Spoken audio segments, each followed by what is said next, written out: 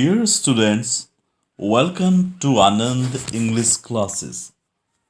Dear students, tons of thanks, lots of blessings and affection.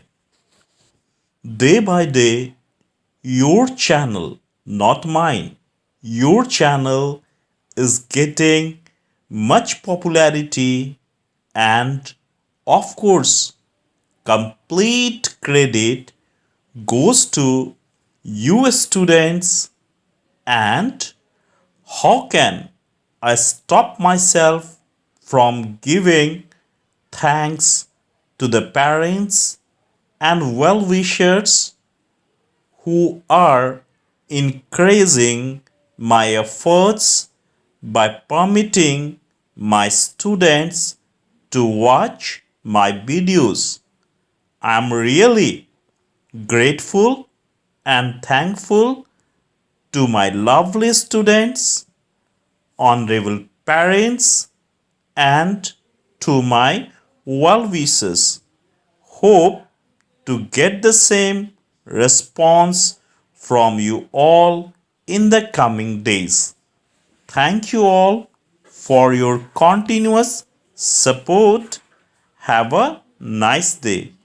Dear students, nowadays we are reading chapter 3 of First Flight. As I had told you yesterday, this chapter has two stories, and today we are going to see the second lesson of this chapter. I mean to say, second part of this lesson. The title is The Black Aeroplane. तो आइए शुरू करते हैं इस कहानी को, जिसका शीर्षक है the black aeroplane. Black aeroplane अर्थात काला हवाई जहाज। मैं ये कहानी की तरह ही बताऊंगा, आपको कल की तरह ही बताऊंगा। मैं आपसे कहना चाहता हूँ कि हमारे जीवन में निश्चित रूप से विज्ञान चारों ओर है, और हम जो कुछ भी देखते हैं तो हम उसे विज्ञान की कसौटी पर रखकर परखना चाहते हैं। लेकिन कभी कभी हमारे जीवन में कुछ ऐसी घटनाएं हो जाती हैं जिसे हम चमत्कार का रूप देते हैं, चमत्कार कहते हैं, और फिर समझ नहीं पाते हैं कि ऐसा हुआ तो क्यों हुआ और कैसे हुआ। ये कहानी एक काल्पनिक कहानी है, लेकिन इस कहानी में कुछ ऐसी बातें हैं जिन्हें हमें जानना और समझना चाहिए। आइए इस कहानी की शुरुआत करें। ये कहानी द ब्लैक एरोप्लेन एक पायलट के द्वारा कही गई कहानी है। मैंने शुरू में ही कहा कि ये कहानी एक काल्पनिक है, लेकिन आप इस कहानी को काल्पनिक कहानी मानकर ना सुने, यह मेरा आपसे आग्रह है, ताकि आप समझ पाएं। अर्थात एक रियल स्टोरी की तरह आपको सुनना है। पायलट के अनुसार चांद आकाश में था, पूरब दिशा में था और मेरे पीछे था। अर्थात पूरब दिशा पायलट के पीछे, पीठ की तरफ। वो एक कहानी सुना रहा है हमें।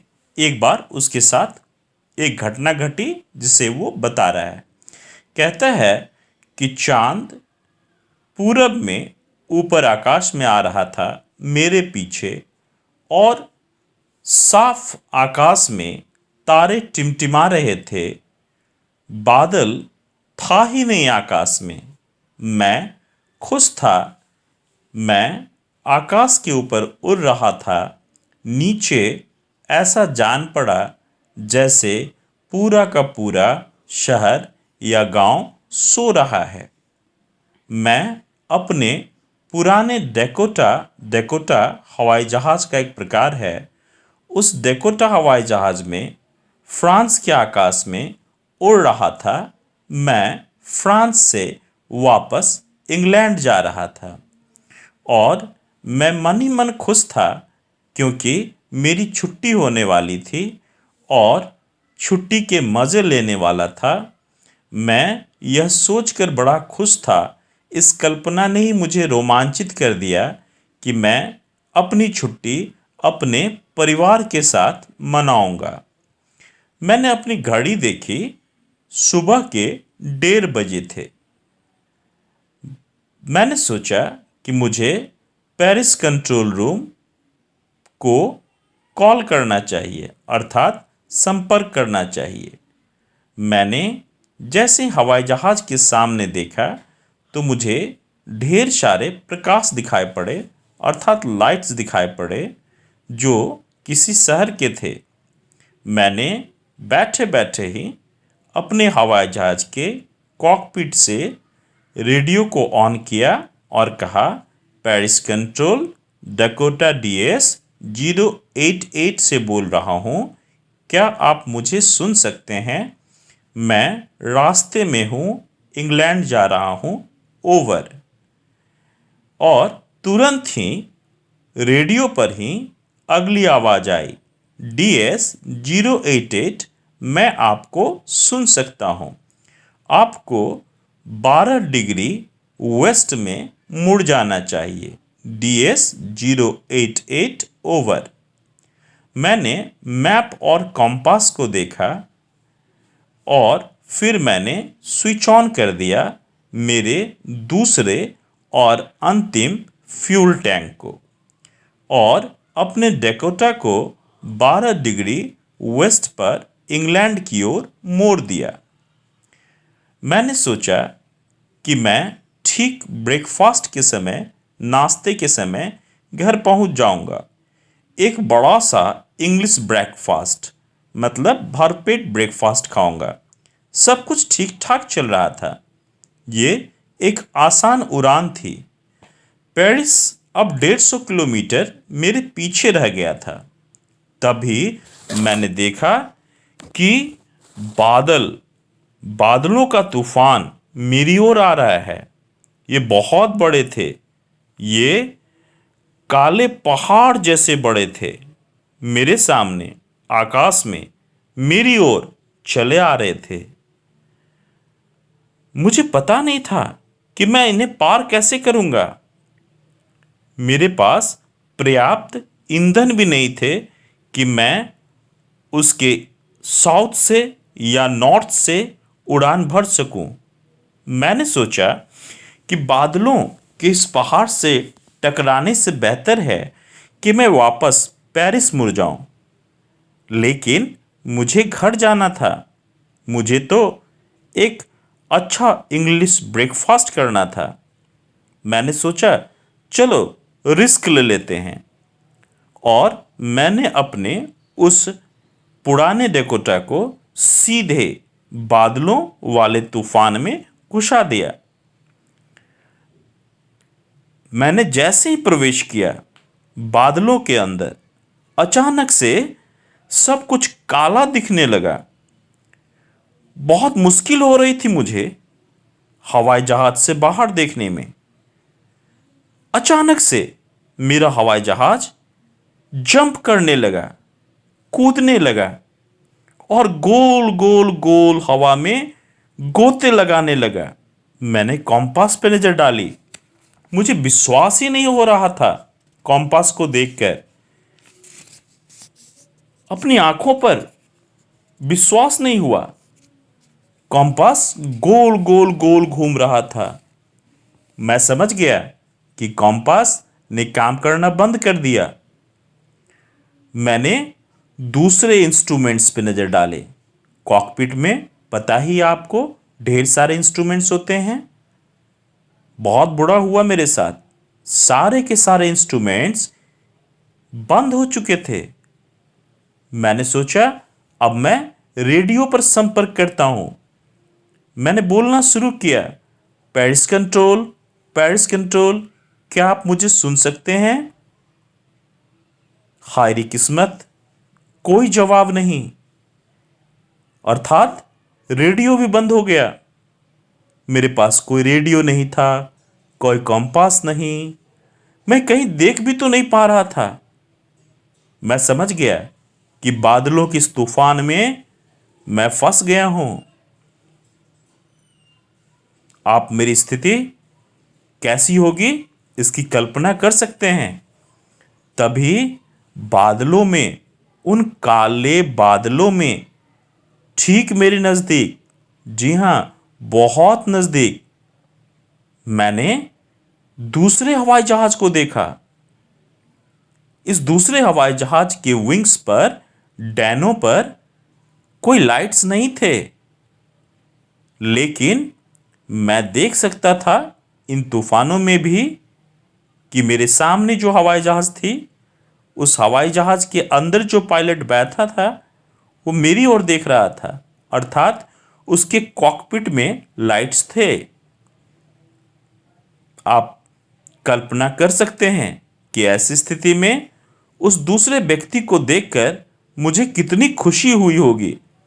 मैंने अपना एक हाथ उठाया और हिलाया। वो चिल्लाकर कह रहा था, मेरे पीछे आओ, मेरे पीछे आओ। मैंने सोचा शायद उसे यह जानकारी है कि मैं खो गया हूं और वो मेरी मदद करना चाहता है। धीरे से उसने नॉर्थ डायरेक्शन में अपने हवाई जहाज को मोड़ दिया, ठीक मेरे डेकोटा के सामने से, ताकि मेरे लिए इजी हो जाए, आसान हो जाए उसका अनुसरण करना, उसको फॉलो करना। मैं बता नहीं सकता आपको मैं कितना खुश था उस अनजान से अजनबी पायलट के हवाई जहाज के पीछे मैं एक आज्ञाकारी बच्चे की तरह चल पड़ा। एक आध घंटे बाद वो स्ट्रेंज ब्लैक एरोप्लेन अभी भी मेरे सामने था बादलों में। अब मैंने जब नज़र डाली तो मुझे लगा कि मेरे डकोटा में जो फ्यूल है, जो तेल है, जो ईंधन है, वो शायद 10 मिनट ही चले। और इस एहसास ने मुझे अंदर तक डरा कर रख दिया। लेकिन तभी मैंने देखा कि धीरे धीरे वो बादलों के तूफान से बाहर आ रहा है और मैं भी आ रहा हूं, और उसका हवाई जहाज नीचे की ओर जा रहा है। बहुत आश्चर्यचकित हुआ मैंने पाया कि अचानक से मैं बादलों से बाहर आ गया हूं और मेरे सामने 2 पट्टियां हैं और दोनों पट्टियों की दोनों ओर लाइट्स ही लाइट्स थे। मैं समझ गया ये कुछ और नहीं बल्कि रनवे है, एक एयरपोर्ट है। मैं सुरक्षित हूं। मैं सुरक्षित उतर गया एयरपोर्ट पर। मैं अपने हवाई जहाज से बाहर आया। मैं तलाशने लगा मेरे उस अजनबी मित्र को, जिस मित्र ने मेरी इतनी मदद की है, जिसका प्लेन ब्लैक था। लेकिन ये क्या, ना तो वो मेरे सामने था और ना आकाश में था। मैं नजर उठाकर ऊपर देखा, आकाश खाली, कहीं कुछ नहीं। वो हवाई जहाज ब्लैक एरोप्लेन जा चुका था। पूरे एयरपोर्ट पे नजर डालने के बाद भी मुझे वो कहीं नहीं दिखा। सच कहूं, मैं सुरक्षित उतर तो गया, लेकिन मुझे इस बात का बड़ा दुख था। मैं टहलते टहलते कंट्रोल टावर के पास गया। अंदर जाकर मैंने देखा वहाँ एक स्त्री बैठी थी, एक औरत बैठी थी उस कंट्रोल सेंटर में। मैं वहाँ गया और मैंने उससे पूछा कि वो दूसरा पायलट कौन था जो अभी अभी रनवे पे उतरा।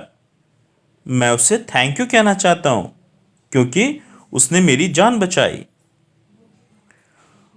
उस औरत ने मुझे अजीब नजरों से देखा और फिर खिलखिलाकर हंस पड़ी। दूसरा हवाई जहाज इस तूफान में? नहीं नहीं, कोई दूसरा हवाई जहाज आज रात आकाश में यहां नहीं उड़ रहा था। यह तो सिर्फ आपका ही हवाई जहाज था जो रडार पर नजर आया। मैंने सिर पकड़ ली, चक्कर सा आने लगा। वो भला कौन था जिसने मेरी मदद की? उस समय मेरी मदद की जब ना मेरे पास कॉम्पास था, ना रेडियो और ना ही पर्याप्त ईंधन थे मेरे टैंक में। कौन था वो पायलट उस स्ट्रेंज ब्लैक एरोप्लेन में, इस तूफान में उड़ने वाला, जिसके खुद के डैनों पर कोई लाइट्स नहीं थे? उस पायलट को तो जवाब नहीं मिला, लेकिन अगर आपको जवाब मिल जाए कि वो कौन होगा तो निश्चित रूप से मुझे बताना ना भूलें। Thank you all, have a nice day. मत भूलिएगा लाइक, शेयर और सब्सक्राइब करना। थैंक्स।